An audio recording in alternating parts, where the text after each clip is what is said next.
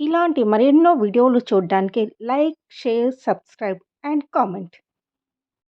2024 సంవత్సరంలో కామద ఏకాదశి ఎప్పుడు వచ్చింది? ప్రారంభం, ముగింపు తేదీల గురించి, ఈ ఏకాదశి ప్రాముఖ్యత గురించి తెలుసుకుందాం. సంవత్సరంలో సాధారణంగా 24 ఏకాదశులు ఉంటాయి.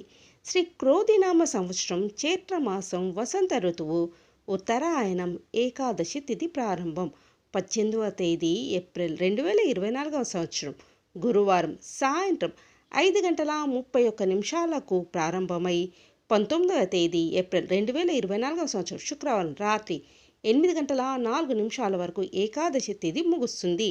నూతన సంవత్సరం తర్వాత వచ్చే మొదటి ఏకాదశి, చైత్ర నవరాత్రి ఉత్సవాల తర్వాత వచ్చే కామద ఏకాదశిని చైత్ర శుక్ల ఏకాదశి అని కూడా అంటారు.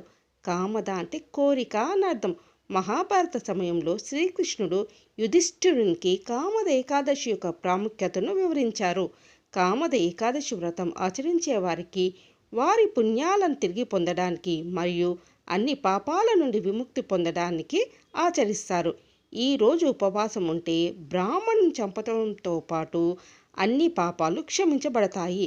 వివాహితులు కామద ఏకాదశి వ్రతాన్ని ఆచరిస్తే సంతానం కలుగుతుంది. ఈ వ్రతం మోక్ష సాధనకు సహాయపడుతుంది.